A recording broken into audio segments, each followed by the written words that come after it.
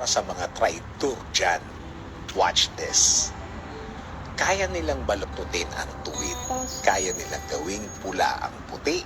Kaya nilang gawin ang short story na maging full-length movie. At kaya nilang gawin ang mga sarili nilang bida.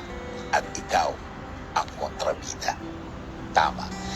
Yan ang katangian nilang yaman nila na hindi naman nila ikinayayaman. Na hindi naman nakakadagdag sa pera nila sa bangko, na hindi naman nakakataas ng tingin sa kanila bilang mga tao.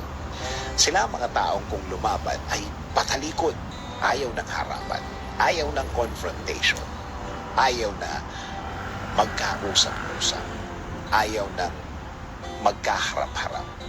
Kasi malalaman at maliwanag pa sa sikat ng araw na hindi totoo ang mga kinakalat nilang mga kwento. Kung minsan, ang tawag sa kanila, backstabber. Pero sikat sila sa tawag na traitor. Ayaw lumaban ng parehas. Ayaw makipag-usap ng derechahan. Ayaw magkalat ng totoo. Mag-ingat sa kanila. Mag-ingat sa pakikisama nila. Hindi mo malalaman agad.